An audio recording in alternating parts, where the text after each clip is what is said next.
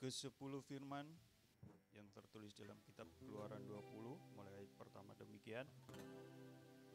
Lalu Elohim mengucapkan segala firman ini, Akulah Yahweh Elohimmu yang membawa engkau keluar dari tanah Mesir, dari tempat perbudakan. Jangan ada padamu ilah lain di hadapanku. Jangan membuat bagimu patung yang menyerupai apapun yang ada di langit di atas, atau yang ada di bumi di bawah, atau yang ada di dalam air di bawah bumi. Jangan sujud menyembah kepadanya, atau beribadah kepadanya, sebab aku, Yahweh, Elohimmu adalah Elohim yang cemburu, yang membalaskan kesalahan bapa kepada anak-anaknya, kepada keturunan yang ketiga dan keempat dari orang-orang yang membenci aku. Tetapi aku menunjukkan kasih setia kepada beribu-ribu orang, yaitu mereka yang mengasihi aku dan yang berpegang pada perintah-perintahku. Jangan menyebut nama Yahweh Elohimmu dengan sembarangan, sebab Yahweh akan memandang bersalah orang yang menyebut namanya dengan sembarangan. Ingatlah dan kuduskan hari Sabat. 6 hari lamanya engkau akan bekerja dan melakukan segala pekerjaanmu. Tetapi hari ke-7 adalah hari Sabat Yahweh Elohimmu. Maka jangan melakukan sesuatu pekerjaan, engkau atau anakmu laki-laki atau anakmu perempuan atau hambamu laki-laki atau hambamu perempuan atau hewanmu atau orang asing yang di tempat kediamanmu. Sebab 6 hari lamanya Yahweh menjadikan langit dan bumi, laut dan segala isinya, dan ia berhenti pada hari ke-7. Itulah sebabnya Yahweh memberkati hari Sabat dan menguduskannya. Hormatilah ayahmu dan ibumu, supaya lanjut umurmu di tanah yang diberikan Yahweh Elohimmu kepadamu. Jangan membunuh, jangan berzina, Jangan mencuri, jangan mengucapkan saksi dusta tentang sesamamu, jangan mengingini rumah sesamamu, jangan mengingini istrinya atau hambanya laki-laki, atau hambanya perempuan, atau lembunya, atau keledainya, atau apapun yang dipunyai sesamamu. Amin.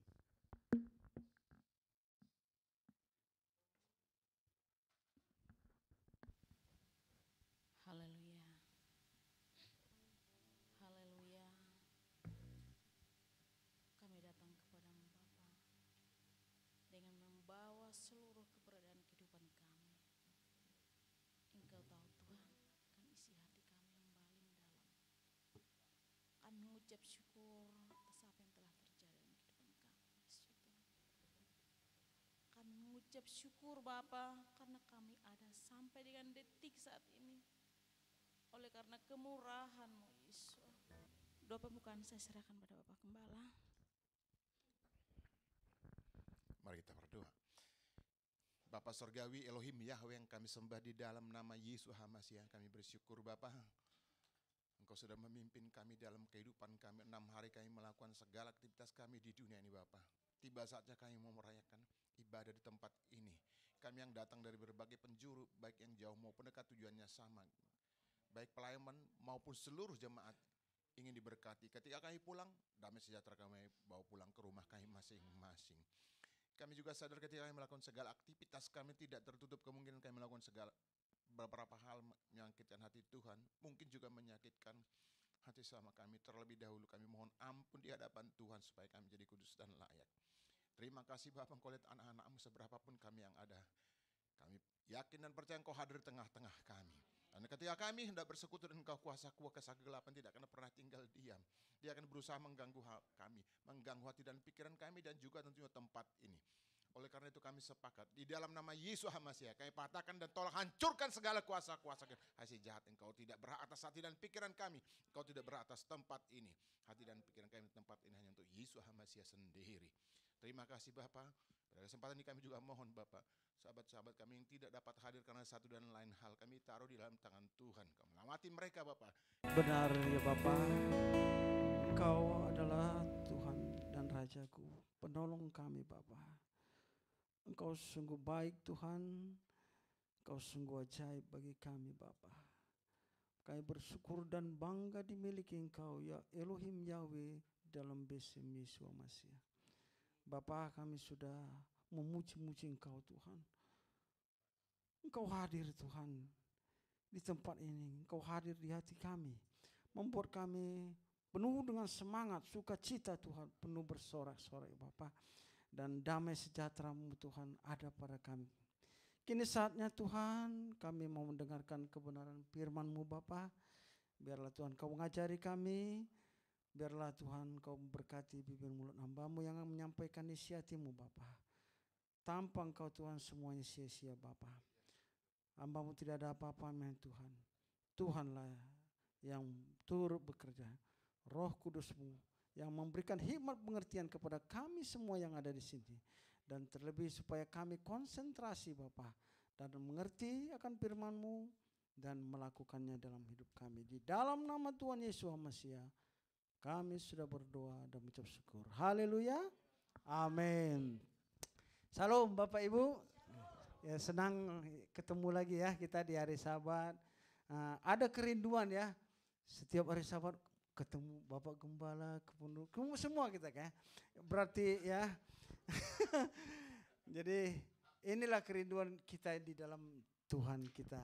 Bapa kita Yahweh besim Yesus HaMashiach. Apa kabarnya? Siap diberkati? Amin. Kita tetap menyebutkan yel-yel GPF ya. GPF bagi Yahweh, Yeshua HaMashiach, dialah Yahweh. 1, 2, 3, ya. GPF bagi Yeshua HaMashiach. Amin ya.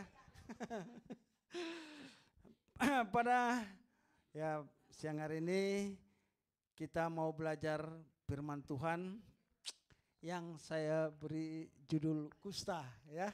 Tadi Bapak Gembala, maaf Pak Gembala ya, Apa itu kusta katanya kan? Makanan ringan. Bapak Ibu, mari kita belajar firman Tuhan. Ya, sama-sama belajar.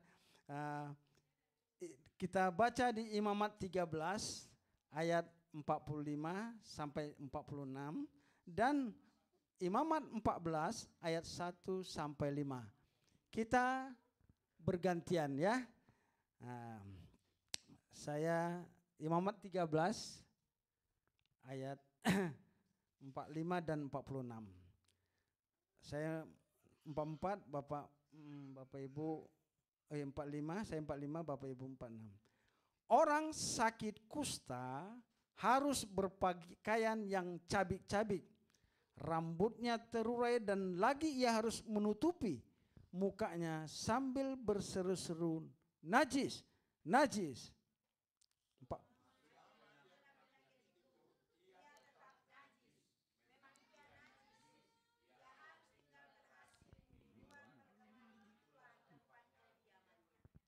Terus kita lanjutkan dengan Imamat 14 ayat 1 sampai yang kelima.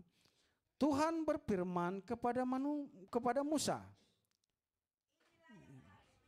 Hukum tentang kusta. Pada hari ia harus dan imam harus pergi keluar perkemahan. Kalau menurut pemeriksaan imam penyakit kusta itu telah sembuh daripadanya.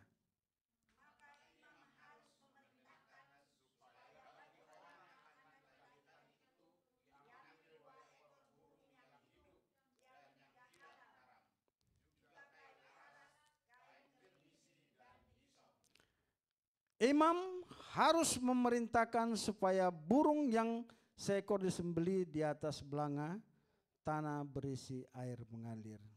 Firman Tuhan sampai di situ ya Bapak Ibu. Kalau kita melihat dengan mendengarkan firman Tuhan ini mengenai kusta, penyakit kusta ya.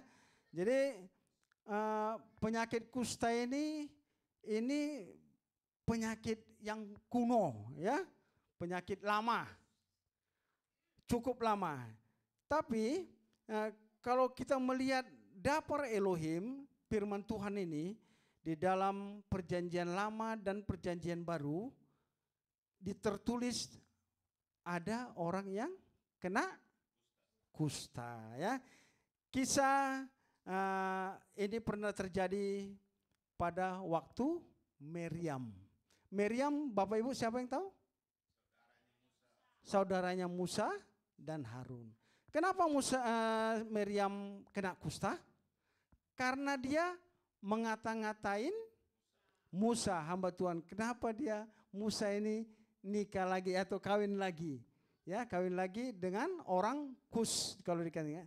Atau orang Kus itu orangnya kulit hitam atau orang Ethiopia itu orang kulit hitam ya. Tapi akibat mengata-ngatai itu Tuhan rupanya membela Musa ya, sehingga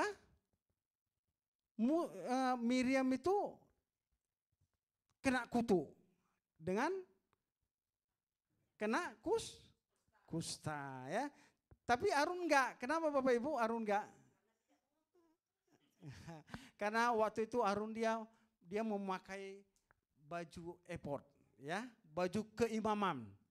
Jadi sehingga dia terhindar kena kutuk itu. Bapak Ibu, kalau kita melihat Miriam ini kena kutu, kena kusta, tapi ada waktunya ya, ada waktunya selama 7 hari ya. Kembali Tuhan Bapa Yahweh mengampuni dosa-dosanya, dia sembuh kembali dan kembali kepada umatnya. Terus ada yang lagi panglima dari Aram, siapa Bapak Ibu yang kena kusta? Naaman bukan Haman. Kalau Haman zamannya Esther ya, dia yang mau kalau si Haman itu mau genosida bangsa Israel. Tapi kalau si Naaman ini panglima Aram, dia kemana aja berperang menang aja. Tapi dia kena penyakit kusta. Jadi Bapak Ibu ya, ceritanya ini adalah tawanan dari Israel ya, wanita. Nah, itu yang ngasih tahu. Rupanya dia tawanan ini dia menjadi pembantunya istri daripada si Naaman lah ya, Naaman ya. Jadi dikasih tahu kenapa di nabi di Samaria ada yang bisa menyembuhkan ya. Jadi pergilah Naaman ke sana. Elisa. Bapak Ibu, kalau kita melihat pada waktu itu penyakit ini nggak bisa disembuhkan ya. Jadi datang dia kepada Naaman, mula-mula menolak ya. Jadi apa yang padahal Nabi Elisa hanya mengatakan kamu menyelam di sungai Yordan hanya 7 kali. Terus mula-mula dia panglima Naamannya menolak dia. Ngapain saya di sini di sungai Israel ini? Ya, airnya butek, keruh, ya. Sementara di Aram bersih-bersih. Tapi pengawal daripada Naaman mengatakan, udah Bapak kalau disuruh yang paling sulit, Bapak kan mau juga. Apalagi ini dengan mudah hanya menyelam. Ya, dikatakan menyelam sebanyak 7 kali juga ya. Jadi pola angka 7 itu angka sempurna ya, kalau di gematria huruf Ibrani 7 itu menunjukkan angka yang sempurna ya. Jadi banyak contoh-contoh 7 sangkakala, 7 matrai, 7 kemana. Itu pola-pola daripada pola Bapak Yahweh ya. Jadi Bapak Ibu waktu menyelam disuruh berenang dia 7 kali. Nah, kita nggak tahu namanya Sungai Yordan itu kan. Udah Bapak menyelam aja yang diperintahkan Nabi Elisa. Udah. Kita nggak tahu di kali Sungai Yordan itu yang lewat apa aja itu kan namanya kali kan. Mau yang kuning, mau yang apa kan banyak yang lewat. Tapi nggak apa-apa. Yang penting kan dia turut perintah. Terus sudah 7 kali dia ke-8 dia bangkit, dilihatnya mujizat terjadi. Ya, ada kesembuhan. Itu Bapak Ibu ya cerita daripada panglima itu, panglima Naaman itu dia sembuh. Terus penyakit kusta yang ada pada waktu zaman Tuhan Yesus. Ada yang tahu berapa kali ada kira-kira yang tahu? Ada kira-kira di ya ada peristiwanya ada kira-kira yang tahu? Ada yang pertama ada 1 orang ya, dia datang kepada Yesus, Tuhan Yesus sembuhkan. Terus yang kedua 10 orang kusta ada ya. Nah, jadi itu Bapak Ibu tentang kusta ini, penyakit kusta ini. Kusta itu saat zaman itu penyakit kusta enggak ada obatnya. Ya, kusta juga sering dikonotasikan dengan kutuk ya atau dosa ya, terbukti dari peristiwa daripada yang kita sebut tadi, Bapak Yahweh membela Musa ya, Miriam yang kena kutuk. Bapak Ibu, ada juga di perjanjian lama raja ini sombong. Mentang-mentang dia udah hebat, dulu enggak, tapi dia udah hebat, udah apa, sombong. Dia sampai mati dia kena kusta. Siapa namanya Bapak Ibu? Raja?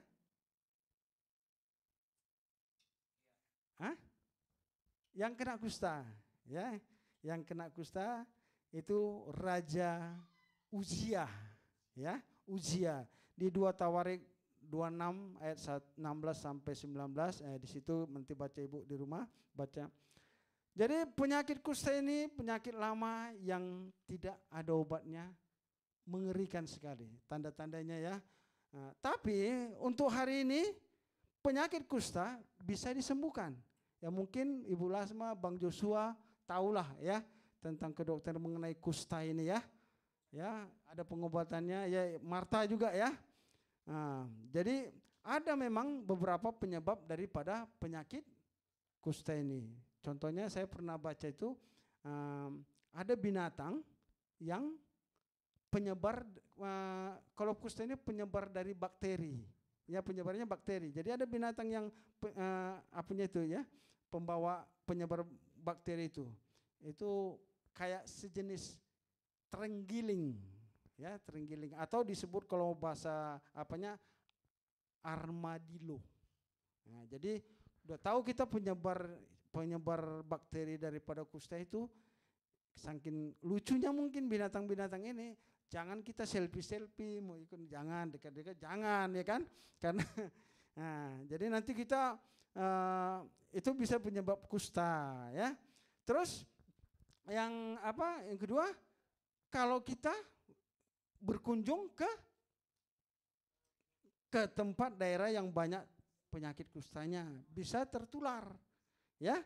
Jadi kalau imunnya kebal, dia bisa ya kuat, nggak kena ya kan. Tapi pas lagi lemah, lagi ya lemah lah, bisa ketularan penyakit kusta ya. Jadi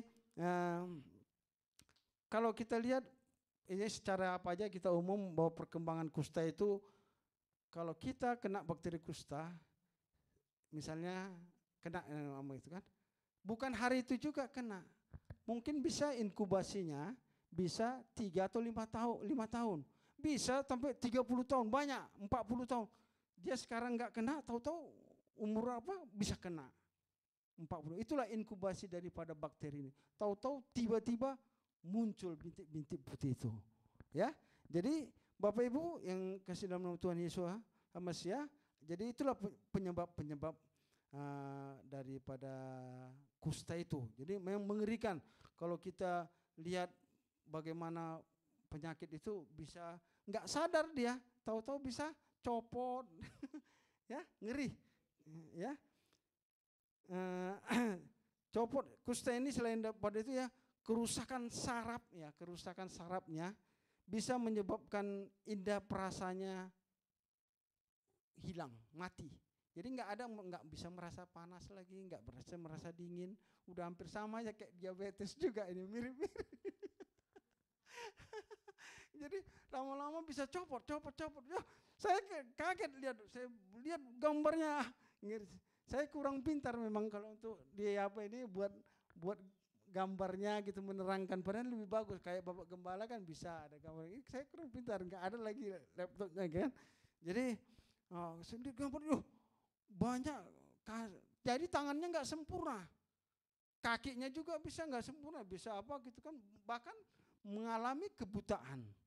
Nah itulah kalau sarafnya sudah mati, saraf dari perasa itu. Itulah. Jadi Bapak Ibu, saudara-saudara yang kasih dalam Tuhan Yesus, untuk tahun ini kita sekarang ternyata lepra itu udah bisa diobati asal ketahuan ya penyakitnya ya secara kontinu sehingga tidak terjadi kerusakan parah ya. Jadi lepra ini atau leprosis itu kalau kita lihat dalam firman Tuhan memang cukup kuno ya. Zaman Musa yang kita contohkan tadi, zaman waktu Musa Miriam, si Naaman itu memang tidak ada obatnya. Jadi mereka itu menyerah, nggak ada obatnya, kusta itu udah nggak menyerah, udah terserahlah menunggu mujizat daripada Bapak Yahweh ya, udah pasrah aja mereka itu, pokoknya mau mati hidup pokoknya menyerah, bahkan dikucilkan seperti yang dikatakan tadi ya. Jadi dalam hal ini sebenarnya apa yang diajarkan firman Elohim? Kan kita seperti yang saya bilang, Apa itu kusta kata Pak Gembala kan? Ya, saya juga baru ingat Pak belajar ini. Istri saya juga nanya, Pak, apa firman Tuhan Pak? Ya udah nantilah. Nah, jadi ya tetap kita bergumul mengenai dapar Elohim ini yang diajarkan pada hari ini ya. Dapar Elohim mengajarkan ada kusta yang dituliskan dalam kitab Imamat ini ya, serta penanganannya, ya, penanganannya. Jadi bukan hanya secara fisik saja. Kalau kita lihat zaman-zamannya, kalau zaman Musa ke zaman Tuhan Yesus itu kira-kira 1.500 tahun.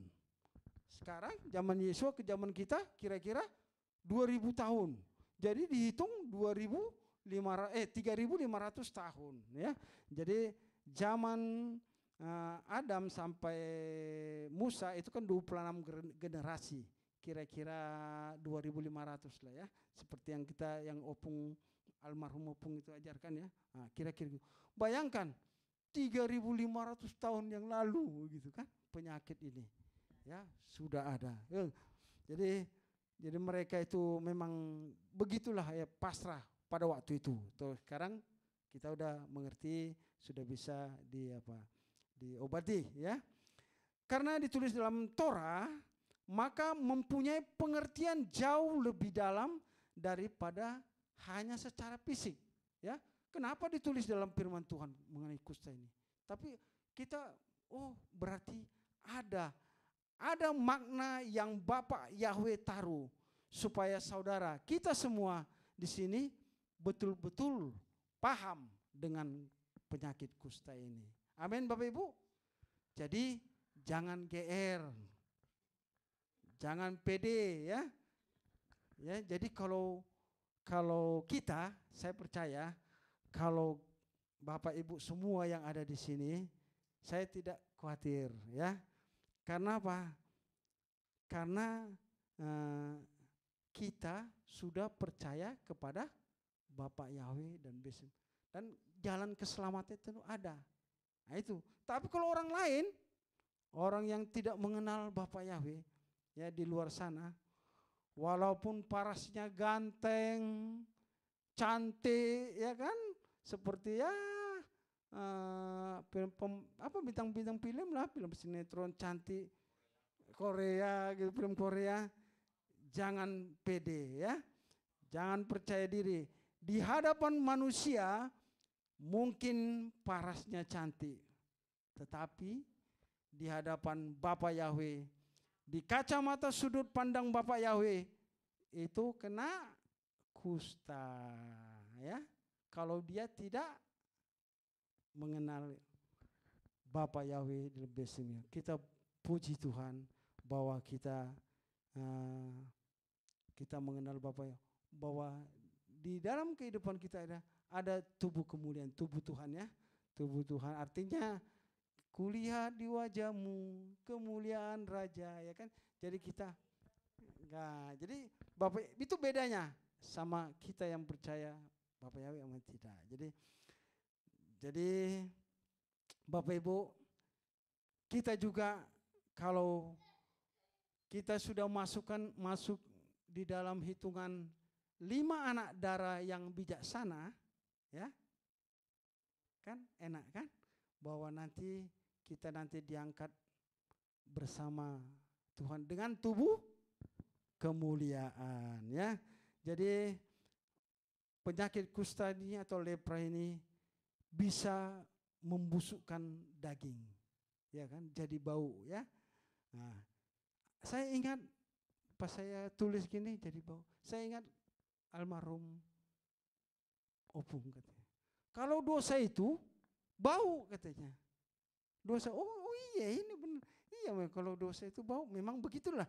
Lepra membusukkan daging dan jadi bau, ya. Jadi dosa itu ya, kusta itu kan sama dosa juga ya.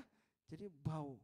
Jadi saudara selama menolak dapar Elohim di hadapan Bapa Yahweh tidak lebih dari sebongkah tubuh yang kena kusta. Ya. Amin Bapak Ibu. Tapi kita beda ya. Jadi Apa kira-kira yang paling berbahaya dari kusta ini? Ya, kita mau pelajarin apa yang kira-kira paling bahaya dari kusta ini. Kalau pertama sini secara spiritual, ya spiritual leprosis ya, atau spiritual leprosis ini mungkin secara jasmani kena tubuhnya kena kusta, ya. Tetapi orang tersebut itu percaya kepada Bapak Yahweh, ya. Walaupun dia kena kusta itu, tapi dia percaya kepada Bapak Yahweh. Artinya masih bersyukur bahwa ada jaminan keselamatan di dalam kehidupannya, ya. Bahwa nanti saat pengangkatan tiba dia dapat tubuh kemuliaan. Kalau kita mendapat tubuh kemuliaan, Bapak Ibu, semua itu yang itu kita diganti dengan tubuh kemuliaan sempurna, ya. Mungkin saya juga sering juga kalau misalnya ada kaki saya itu besi, nanti saat pengangkatan itu besi-besinya tinggal, kan? Kacamata juga tinggal. Pokoknya kita semua kita pada waktu saat terangkat nanti, ya, kita memperoleh tubuh kemuliaan. Kita harus paham dan mengerti mengenai tubuh kemuliaan ini. Amin, Bapak Ibu. Jadi masalah besarnya adalah orang yang menolak keselamatan itu, ya. Udah disediakan Bapak Yahweh tapi tidak mau menerima, ya. Jadi inilah spirit daripada kusta, ya. Tidak mau nolak. Secara fisik mungkin gagah cantik, ya, kita katakan tadi.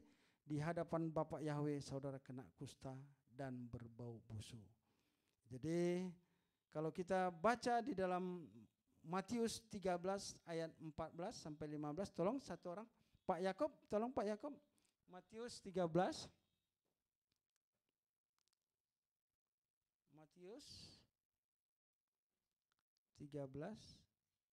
ayat 14 sampai 15.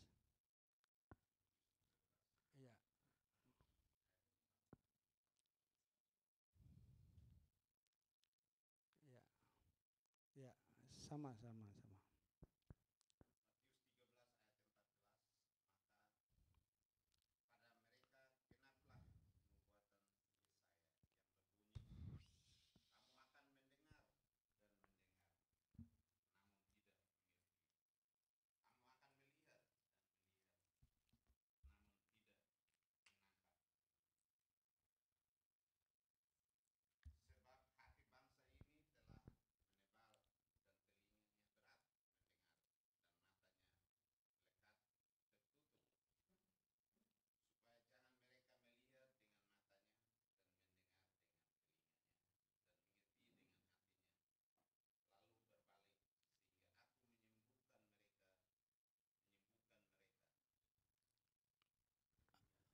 Terima kasih Pak Yakob.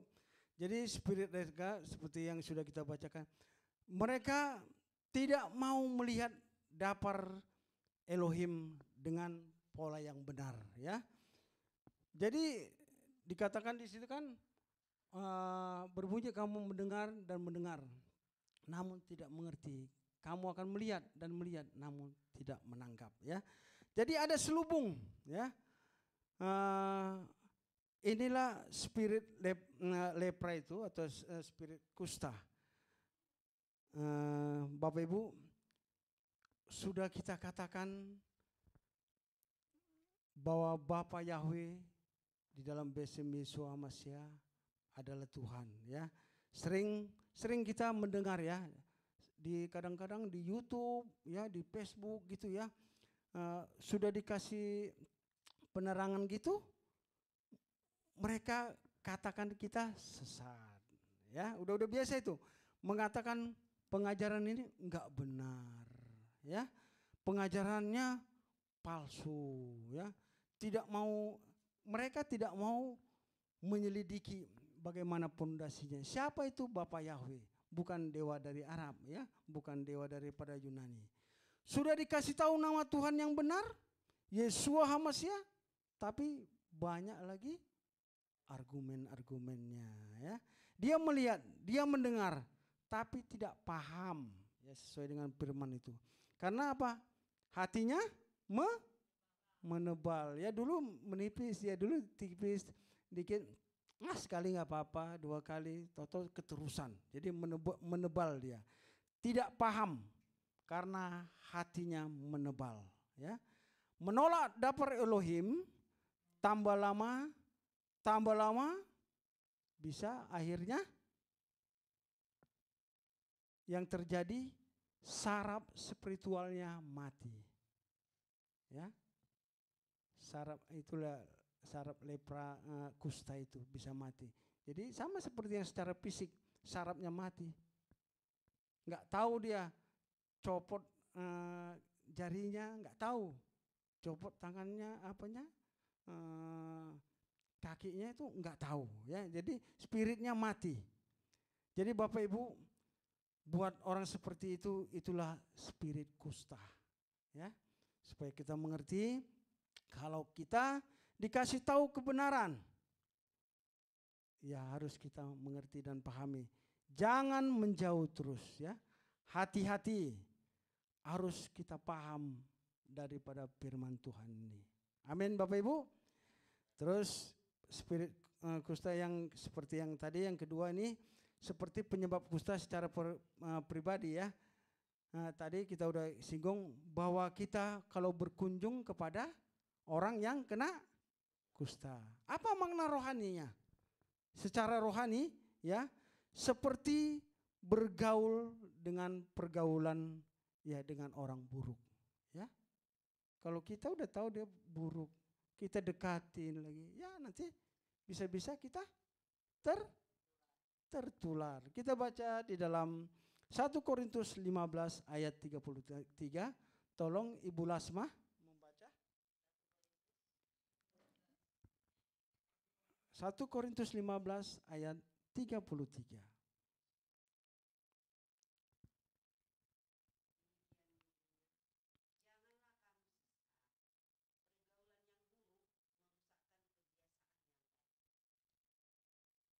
Amin. Amin, ya. Jadi pergaulan yang buruk merusak kebiasaan yang baik, ya. Jadi bergaul dengan orang yang tidak takut Bapa Yahweh, ya, akan tertular. Hati-hati kita semua yang di sini, baik anak-anak kita yang remaja lagi terlebih, ya, supaya kita harus mengerti. Hati-hati dengan siapa kita bergaul. Saya ingatkan, hati-hati dengan kepada siapa kita tukar pikiran juga. Kalau saudara bergaul dengan orang yang menentang Bapak Yahweh, lama-lama saudara akan terhanyut dengan mereka, ya. Secara fisik repot itu tidak terasa, ya. Jadi hati-hati dengan pergaulan ini. Amin Bapak Ibu. Ya, hati-hati dengan pergaulan adik-adik, ya, semua di sini, supaya kita betul-betul mengerti siapa yang harus kita bergaul dengannya. Bapak Ibu, kira-kira apa sih kategori dari pergaulan itu? Tolong Bapak Ibu, pergaulan kategorinya apa kira-kira, Pak Johnson?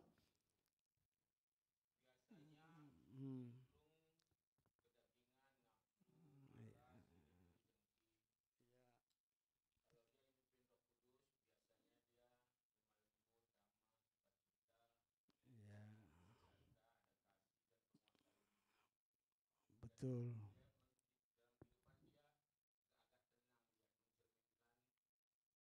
Itulah benar, ya. Yang lain Bapak Ibu, ya, bagaimana kategori pergaulan? Apa itu pergaulan? Bisa bicara apa dengan pergaulan itu? Ya. Ibu Yuni, Ibu Rana, apa itu kategori dari pergaulan itu? Ya, bisa pertemanan, bisa, ya. Jadi semua benar. Jadi pergaulan itu, kategori pergaulan itu, kalau kita lihat secara fisik, ya, Nah, kita harus lihat secara fisik ya, mereka yang suka berzina, obat-obatan narkoba, perokok, minum-minuman keras, ya. Itu secara fisik pergaulan gitu ya. Percabulan barang-barang aditif dan lain-lain. Secara pergaulan secara komunitas, ya seperti yang dikatakan Ibu Yuni, pertemanan ini ya. Kadang-kadang di HP ya, ada grup, nah itu pergaulannya ya. Di Facebook, di WA group. Nah, terus secara tadi fisik pertama, secara kategori dari pergaulan secara spiritual. Nah, secara spiritual, secara rohani ya. Jadi secara rohani kalau pergaulan, siapa yang saudara dengarkan? Ya, Bapak Ibu, siapa yang saudara dengarkan? Tentang pengajaran juga. Pengajaran yang bagaimana yang saudara terima? Yang benar, ya. Itu spirit secara kerohanian ya. Terus bagaimana dengan pengajaran yang kacau balau, ya, yang Tuhannya di luar daripada Yesus Hamasiah. Terus ada pengajaran secara yang asal-asal potong-potong ayat aja sesuai dengan keenakannya dia, ya. Itu ada juga pengajaran yang keluar daripada konsep daripada kebenaran firman Tuhan. Ya, jadi Bapak Ibu hati-hati kita dengan pergaulan secara spiritual ini. Terus ada juga orang yang suka seperti Pak Gembala katakan kemarin gitu ya. Ada orang suka khotbah dengar yang lucu-lucu. Kalau lucu-lucu datang ke gereja sesuatu yang dengar lucu-lucunya. Ditanya kebenaran firman Tuhannya enggak tahu apa-apa. Ya, puji Bapak Yahweh. Ya, kalau kita di tempat ini, saya yakin dan percaya setiap sahabat kita mendengar firman Tuhan ditambah-tambahkan pengetahuan. Ditambah-tambahkan kita pengetahuan akan kebenaran firman Tuhan. Ya, Pak Gembala, ya Pak Yakub, mungkin yang lainnya lagi, ya. Jadi bukan kita mendengarkan di sini bukan cerita dongeng, ya, yang suka-suka ngibul, ya bukan. Tapi kita mendengarkan kebenaran firman Tuhan. Kalau dunia memang menawarkan itu, yang suka kan firman Tuhan mengatakan kalau pada zaman akhir akan ada orang suka hanya menyenangkan telinganya doang. Ya, itu kategori pergaulan secara spiritual ya Bapak Ibu, supaya kita ciri-ciri lebih ini supaya jangan kita terjadi kerusakan saraf yang menyebabkan ya berbahaya ya.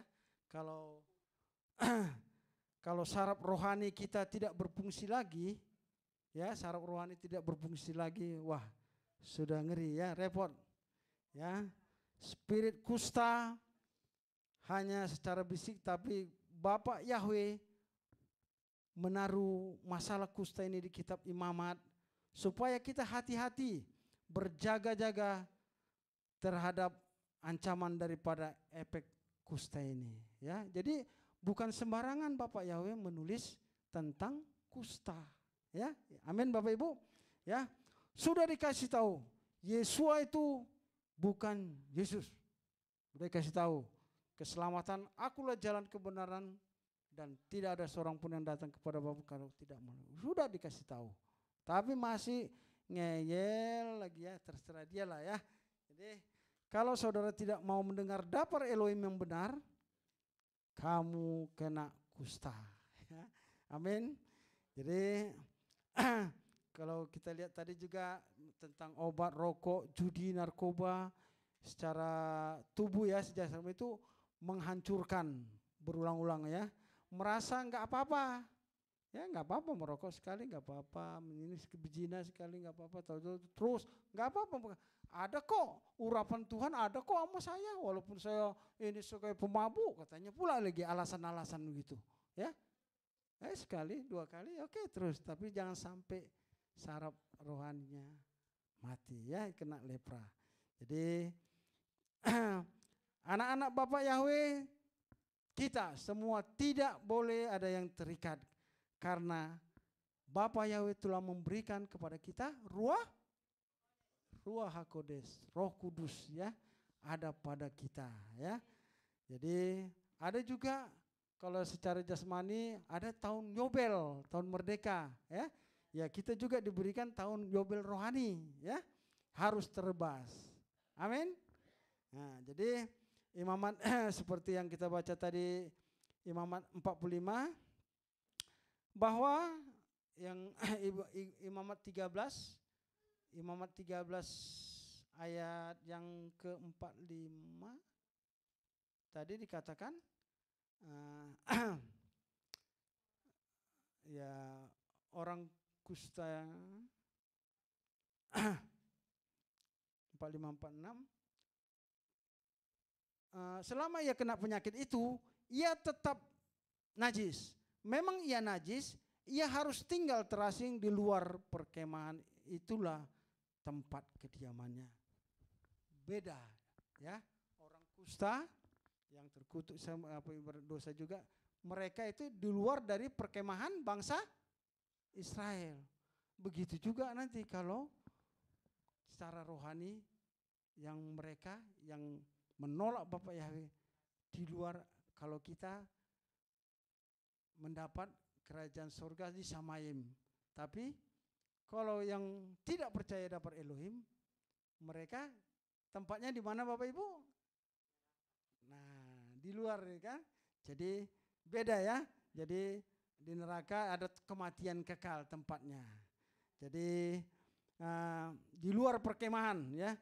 Tidak boleh orang kusta itu bercampur dengan orang sehat. Bapa Yahweh kita itu luar biasa. Dia kasih cara untuk berbicara melalui penyakit kusta ini. Amin. Jadi dia memberikan contoh secara fisik sehingga kita mengenalnya secara rohani ya. Jangan sampai Bapa Yahweh melihat kita kena kusta ya. Saat zaman Yesua, banyak orang kusta datang kepada Yesua. Aku mau sembuh. Yesua sembuhkan. Benar gak Bapak Ibu? Ya, Tuhan Yesua itu menjamah.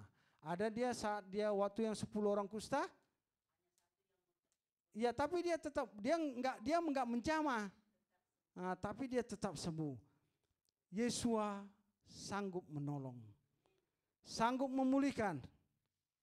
Yesua Tuhan kita sanggup ya, mampu dia supaya kita keluar daripada pergaulan yang buruk ya. Jadi kita datang kepada Tuhan kita Yesua HaMasiah. Yesua mampu melepaskan kita daripada yang keterikatan kita.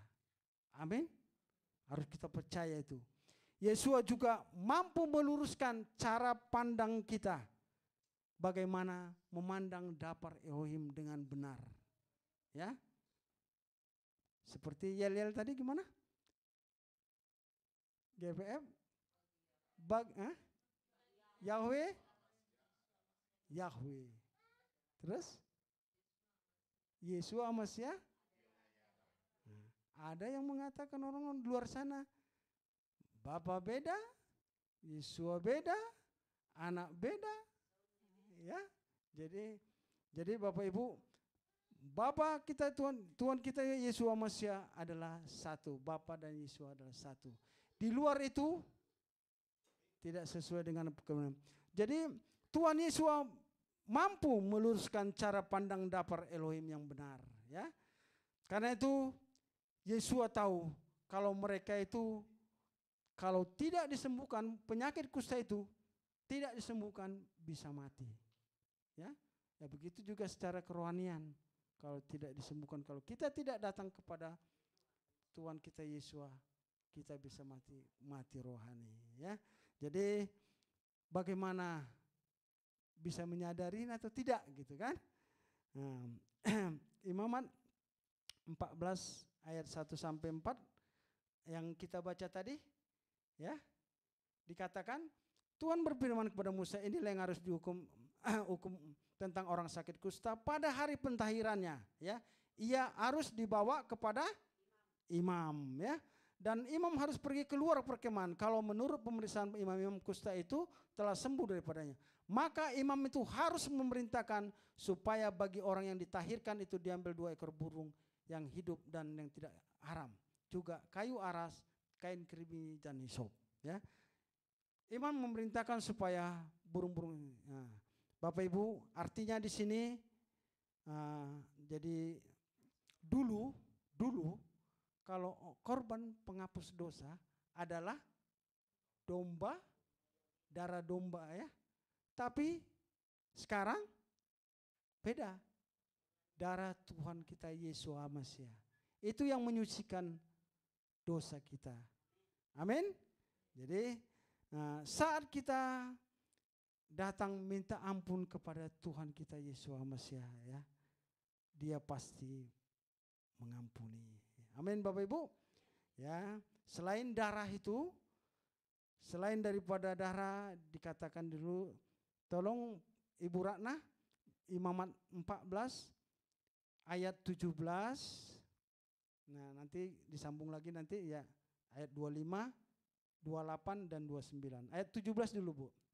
Imamat 14. Imamat 14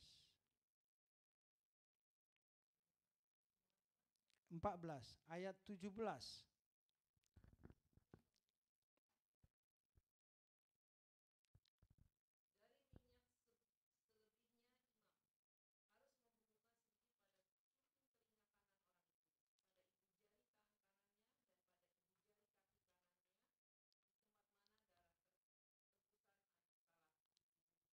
Dan 25 lagi Bu ya.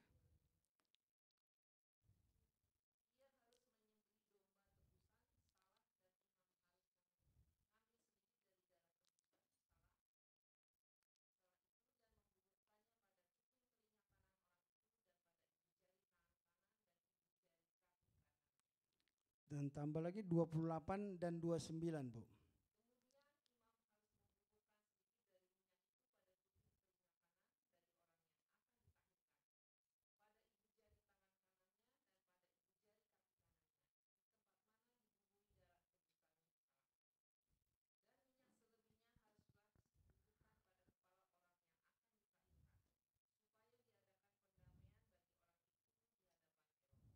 Amin, makasih Bu.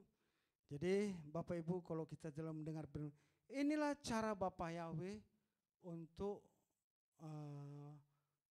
bagaimana orang kusta dipulihkan ya kan, ditahirkan. Nah, zaman Tuhan Yesus makanya Tuhan Yesus berbicara kepada orang kusta, kamu tunjukkan kepada imam. Jadi kalau Opung almarhum Opung mengajar barang lama imamat, barang baru, ya kan?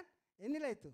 Jadi waktu di imamat dikatakan kuping ditaruh dolesin, terus ibu jari sama ibu jari yang kanan semua ya. Nah, jadi Bapak Ibu telinga diurapi supaya makna rohaninya tidak mendengar pengajaran busuk yang mengacaukan. Telinga diurapi ya. Terus minta pengurapan kepada Ruah Elohim supaya kita mengerti bagaimana untuk dapat membedakan spirit itu. Amin Bapak Ibu. Yang kedua, ibu jari kanan diurapi. Ini mengenai tindakan pekerjaan kita ya.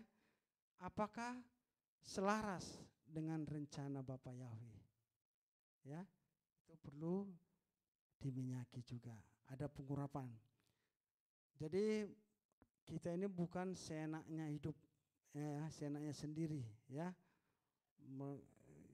Katanya ada dengar ada yang dipimpin Roh Kudus katanya kan, tapi enggak sesuai dengan apa yang dilakukannya. Jadi seenaknya dia berjalan ya. Nah, Tuhan enggak mau begitu. Terus ibu jari kanan artinya secara supaya jalan saudara dipenuhi Roh Elohim dan dipimpin Roh Elohim ya. Jadi kalau ada orang yang dipenuhi Roh Elohim tapi masih dablek, masih keras kepala, tidak mau dipimpin, nah udah repot ya. Jadi Bapak Ibu, setelah ayat 29 dikatakan, dan minyak selebihnya haruslah dibubui pada kepala orang yang akan ditahirkan, supaya diadakan pendamaian bagi orang itu di hadapan Tuhan. Jadi ada elemen minyak, itu minyak urapan. Saya ingat dulu Bapak Gembala pernah berkhotbah tentang minyak urapan ya Pak ya. Mungkin bisa juga nanti ditambahin bagaimana minyak urapan itu, fungsinya minyak urapan itu ya. Kalau setiap sahabat kita, Bapak Gembala, puji Bapak Yahweh, dia mengurapi meja ya, tetap di bawahnya ada Pak ya, minyak pengurapan terus, karena Bapak Gembala tahu firman Tuhan ya. Jadi diolesi, jadi kita harus mau dipimpin Tuhan, terus diminyaki. Jadi Bapak Yahweh kasih cara dia dengan tubuh jasmani kita, dengan penuh dengan minyak urapan itu ya. Contoh juga, siapa yang yang dengan sapu tangannya Saul bisa menyembuhkan orang sakit dan orang-orang yang terikat ya. Ibu, ayat terakhir Ibu Priska, Kisah Rasul ayat yang 19 sampai 12. Kisah Rasul ayat yang 19 ayat 12. Ibu Priska.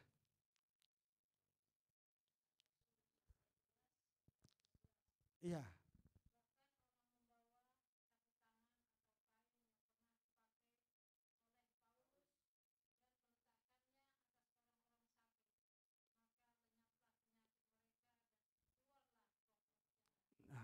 Amin Bapak Ibu, dipakai Tuhan walaupun sapu tangan, elemen sapu tangan.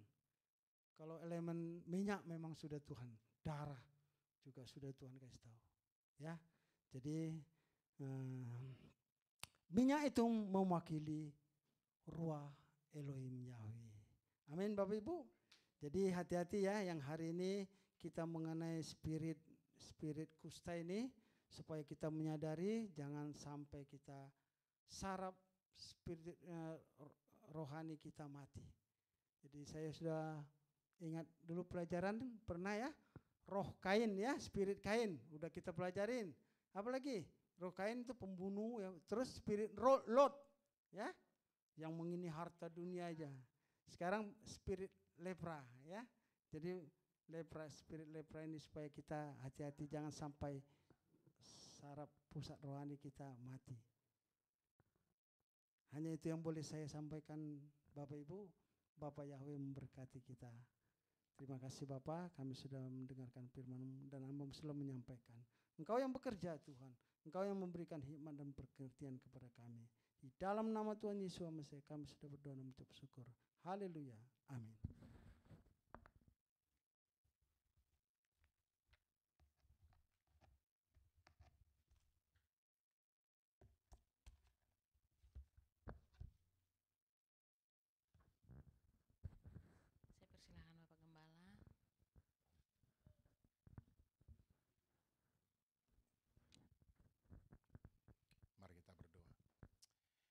Bapa yang baik, Elohim yang kami sembah dalam Yesus HaMasiah, kami bersyukur kami sudah mendengarkan firman-Mu atau dafar-Mu yang disampaikan oleh hamba-Mu Bapak Gembala Muda Dahlan Lubis dengan begitu indah, yang mengajar kami supaya kami dalam pergaulan ini lebih hati-hati lagi untuk mendengarkan pengajaran-pengajaran yang tidak menumbuhkan iman kami dan justru mematikan iman kami. Terima kasih Bapak, berkati beliau di dalam pelayanannya, di dalam pekerjaan atau apapun aktivitasnya. Berkati kesehatannya juga Bapak, pulihkan dan semakin sempurnakan. Terima kasih Bapak, berkati juga ke seluruh keluarga, baik istri maupun anak beliau, kami taruh dalam tangan Tuhan, dimanapun beliau boleh dipakai untuk melayani, biarlah namamu ditinggikan dan dimuliakan. Terpujilah namamu, Bapa. Kami ingin juga sekarang untuk menambah dari apa yang sudah disampaikan melalui refleksi ini, Bapa. Hambamu yang tidak ada apa-apanya, Tuhan mari izinkan, berikan kesempatan untuk boleh menyampaikannya, untuk kami kemudian sama-sama diberkati, baik hambamu yang menyampaikan maupun seluruh jemaatmu. Terima kasih Bapa, di dalam Yesus Hamasiah kami sudah berdoa dan bersyukur, haleluya, amin. Sahabat Shalom, Bapak Ibu saudara kasih, apa kabarnya? Tadi bertanya ya, ingin diberkati? Oh, sudah tadi, jadi 2 kali berkat, double berkatnya, amin. Bapak Ibu tadi kita sudah mendengar pemaparan ya tentang kusta. Tadi memang kami bercanda sedikit, mohon ampun juga di hadapan Tuhan ya. Saya tanya, kusta itu apa Pak? Gitu. Beliau bilang makanan ringan. Saya pikir snack memang, aduh. Tapi saya orangnya nggak bawa ke hati, enggak lah. Beliau juga saya tahu bercanda, ya kan? Itu kalau sudah asyak kan begitu, saling memahami. Jangan dikit-dikit sakit hati, nanti kena kusta, ya kan? Karena kusta itu kan ini hati-hati loh, ya kan? Bisa menular, ya kan? Hati-hati ngomongin hamba Tuhan, menular kan? Menular kena kusta kan? Boleh. Oh bukan hanya Bapak yang hamba Tuhan, saya juga. Iya, kita saling menjaga, jangan saling menfitnah, jangan saling menghujat, kan begitu maksudnya. Jadi bukan karena saya berdiri di sini, gelarnya PDT atau apapun, PDM, PDP barangkali, atau GMB, evangelis, entah apapun begitu, nggak boleh difitnah. Enggak, kita semua juga nggak boleh saling menfitnah. Nggak perlu gelar kan di hadapan Tuhan. Mau ditanya, oh kamu guru besar atau guru kecil? Nggak ada kan gitu. Hamba Tuhan nggak, iya. Apa buktinya? Wah saya melayani di GPF Grafirek Indonesia Bekasi. Apa pelayanannya? Saya terima tamu, nyiapkan makanan tiap Sabtu, saya urunan untuk bikin makanan. Itu juga hamba Tuhan kan. Sekecil apapun pelayananmu di hadapan Tuhan itu ada hitungannya. Benar nggak Bapak Ibu? Iya, jadi kita nggak boleh saling menghujat ya, menghujat ya. Nanti kena Bapak Ibu loh yang bilang, bukan saya loh ya. Bapak Ibu yang bilang. Ini bukan lucu-lucu tapi benar kan, begitu kan? Jadi saya pikir dari khotbah tadi, nabi-nabi itu merangkap dokter juga kan ternyata ya. Bisa menyembuhkan ya kan? Bisa kan? Kamu tenggelam di ini, kan itu medianya berarti air itu kan, air sungai Jordan yang katanya tadi apa? Keruh ya? Keruh nggak sih? Enggak, sekarang saya lihat keruh ya. Tapi sekarang enggak kayaknya. Orang terjun ke sungai Jordan sekarang banyak. Ziarah rohani, jadi pengen ya ke Israel ya. Lagi menabung ini Bapak Ibu. Supaya jangan hanya mendengar, melihat di YouTube gitu ya kan. Ada yang punya apa namanya itu? Akun YouTuber lah ya. Wah ini saya sedang di sungai Jordan, enak benar kapan saya ke sana Tuhan. Begitu doanya. Itu tadi kan. Kalau kita ke sana mungkin kita tambah apa Pak tadi? Tambah ganteng kan tadi katanya kan. Benar kan tadi khotbah begitu kan? Saya mudah-mudahan sampai ke sungai Jordan, terus mandi di sana mungkin kalau boleh ya. Tambah ganteng kan? Semua apa namanya, ada komedo atau apa hilang semua kan, bisa jadi kan? Bisa, apa sih yang nggak bisa di hadapan Tuhan? Bisa. Rambutnya jadi tumbuh gitu ya kan? Nggak perlu ditanam. Ini karena ditanam jadi begini nih ya kan? Mencuat ke kanan. Oh nggak bener jadinya. Waduh habis uang gitu ya, jadi kelinci percobaan lagi. Itu salah satu binatang yang tidak diajarkan di sekolah, kelinci percobaan. Ada? Pak John tahu kelinci percobaan? Nggak tahu kan? Kelinci, saya tahu ada kelinci, tapi percobaan nggak ada. Ada tikus percobaan, ada juga apa? Nggak ada monyet. Yang ada kambing. Kambing apa? Kambing hitam. Bukan warnanya hitam maksudnya, selalu salah aja kan? Kamu salah, dipersalahkan. Sapi perah, Pak. Ya? Sapi perah. Sapi perah ya. Ya dimanfaatkan.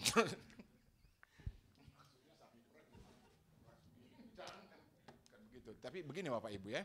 Jadi ini firman Tuhan mengatakan tadi, hati-hati terhadap hamba Tuhan. Tapi ada satu hal tadi. Kalau dia memakai baju efod, dia tidak. Nah pertanyaannya, apakah yang pakai baju efod itu kalau mulutnya juga nyerocos begitu, kena apa enggak? Loh tadi dibilang enggak kok karena pakai baju efod. Nah enggak mungkin lagi lah ya. Kalau sudah pakai baju begitu, terus ngomongnya sembarangan juga kan enggak. Kena juga kan? Kena kan? Nah, jadi hati-hati, bukan hanya kepada yang ada gelarnya itu pendeta gitu ya dan seterusnya ya, tetapi juga sesama kita hati-hati, jangan saling menghujat. Oh enggak benar tuh, ya kan? Ngomongin apa dia?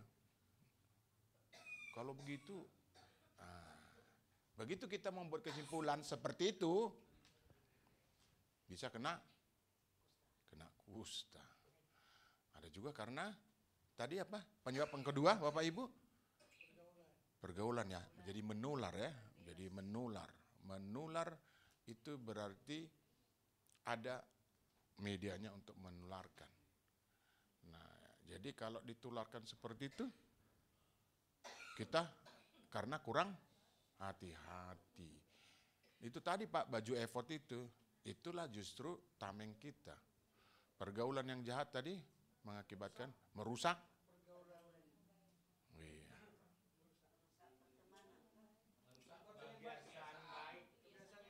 Kebiasaan yang baik. Jadi kalau kita, ya, jubah itu ya itu, hatinya.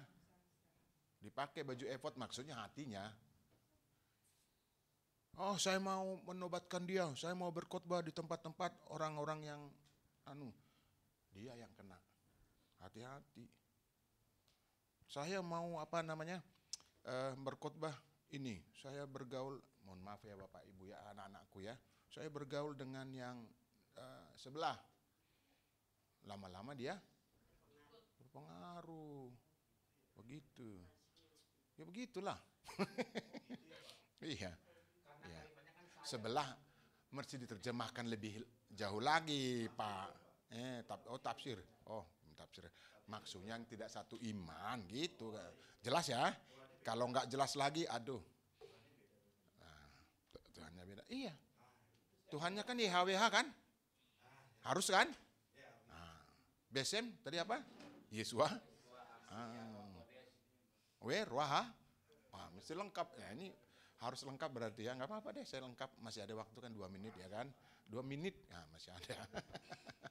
Nah itu dia. Kalau kita bergaul dengan tanpa ada itu ya filternya, tanpa berpikir menggunakan pikiran tadi seperti kata Pak Dahlan, kitalah yang kemudian terhanyut. Bahasa sebelah bilang juga terkontaminasi. Terkontaminasi lama-lama kita jadi pelakunya. Ya kan banyak yang begitu kan. No komen ya. Jagalah hatimu dengan segala karena dari situlah itu jaga hati. Hati-hati dengan hati. Jangan bermain hati dikit-dikit. Kasihan. Enggak kok bisa kok saya bisa jaga diri. Apa yang dijaga?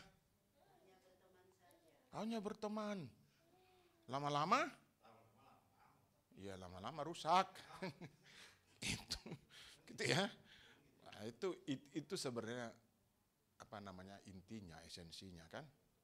Iya. Jadi zaman dulu kan belum ada fakultas kedokteran kan? Izin ya, yang dokter di sini ya. Tetapi Nabi kemudian menjadi dokter. Hah? Tabib Lukas itu sudah perjanjian baru Pak.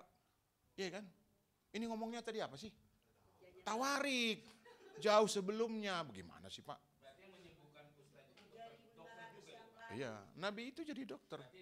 Karena dia mendapat hikmat, minta pertolongan Tuhan. Jadi menyembuhkan sebenarnya siapa? Nah ini kan, tuh.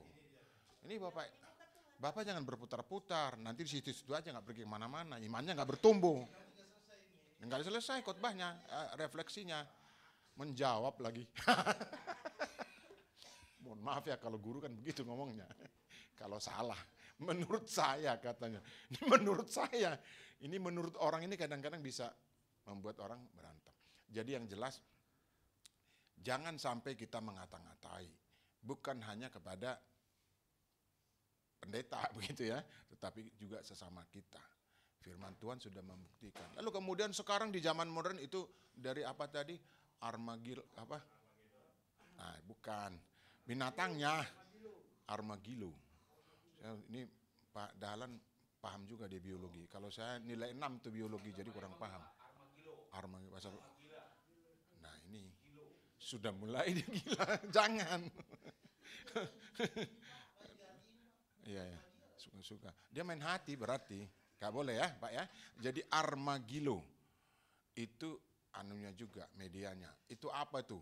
Jangan terlalu banyak nonton opa-opa. Itu maksudnya, itu armagilonya. Opa-opa itu drakor, bukan racing, drakor. Ada kan? Nonton Korea sampai di situ ada nangis, kita ikut nangis. Ada pasti di bawah di sini. Ada pasti. Ngaku aja deh. Ada kan? Nonton drama Korea ikutan nangis. Enggak usah bohong deh, bohong dosa. India. Sekarang drakor. Saya tahu lah pasti ikut-ikutan dia nangis, apalagi apa film yang yang itulah. Umumnya kan selalu yang terpinggirkan kemudian berhasil. Selalu begitu rata-rata kan? Nah, belum oh iya kok. Ini jangan terkontaminasi. Itu. Akhirnya lupa apa tugasnya, PR-nya hari ini. Apa tugasnya? Saya suruh bikin paper nggak jadi. Nah, ini kebanyakan kamu nonton drama Korea. Nah, itu nah, sudah kena apa tadi? Apa? Transpirit ya?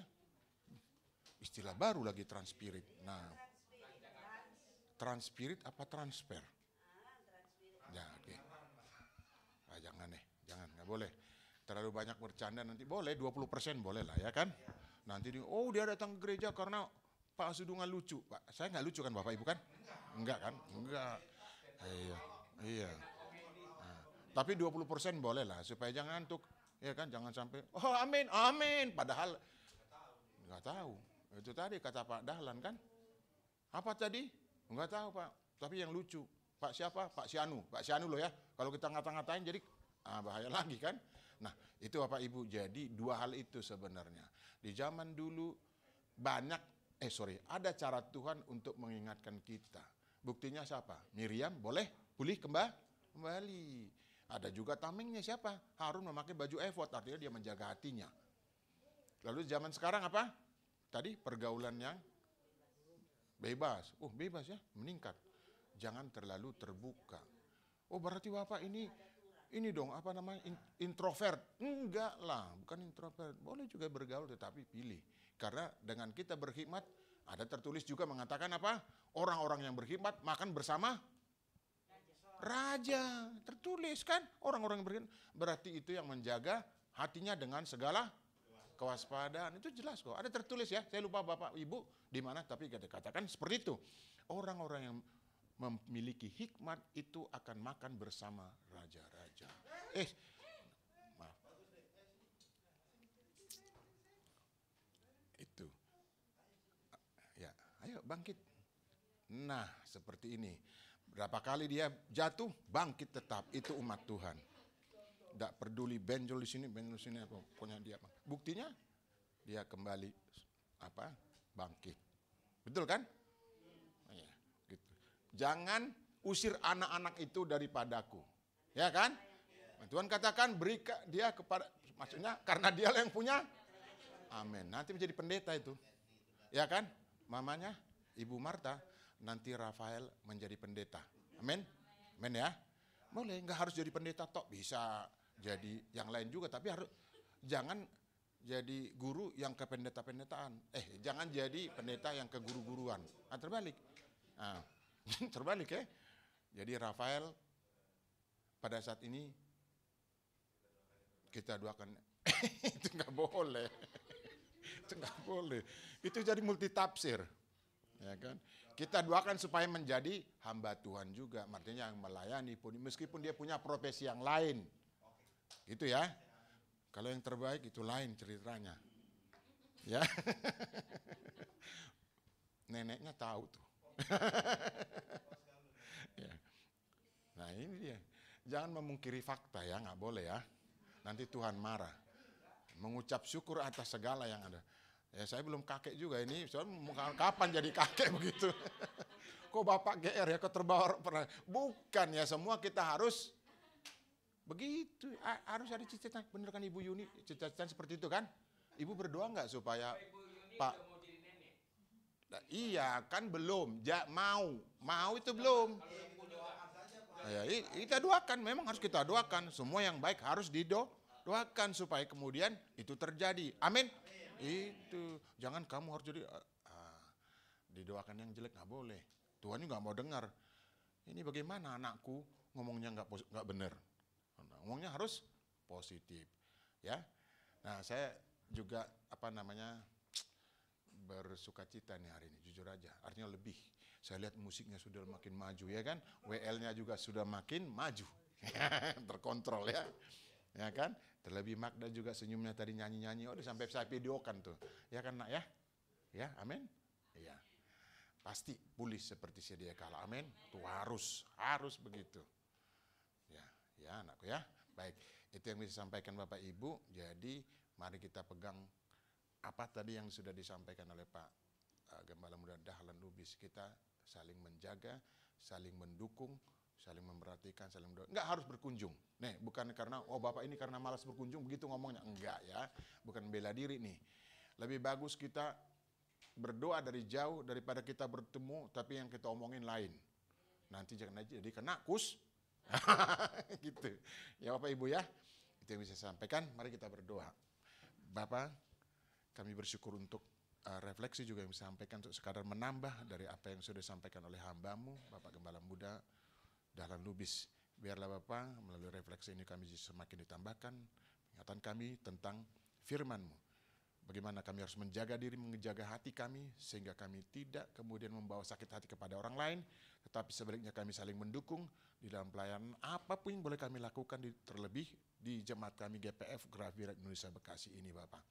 Selanjutnya kami taruh di dalam tangan Tuhan, dalam Kau memperlengkapinya di dalam hati dan pikiran kami, dan tetap dalam sukacita daripada-Mu. Bapak, kami bersyukur Tuhan, kami boleh mengakhiri ibadah ini Bapak, selalu di tengah-tengah kami, memimpin kami Bapak, memberikan kami sukacita dan damai sejahtera.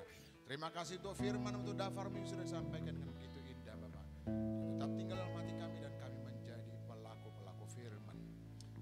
Terima kasih Tuhan, kami juga tetap dalam posisi doa yang sudah kami menaikkan di dalam doa syafaat.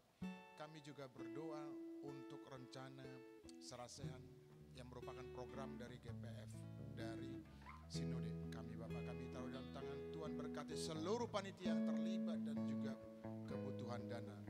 Akan itu kami taruh di dalam tangan Tuhan. Dalam acara itu boleh berlangsung kelak dengan lancar dan baik. Bapak, kami juga berdoa untuk rencana mengurus izin daripada sinode yang baru, kami taruh di dalam tangan Tuhan. Siapapun yang terlibat akan memberikan kebijakan di pemerintahan ini, kami taruh di dalam tangan Tuhan Bapak. Berikan hati yang longgar buat mereka, sehingga kemudian nantinya izin itu dapat kami peroleh sebagai sebuah sinode yang baru. Terima kasih Bapak yang baik.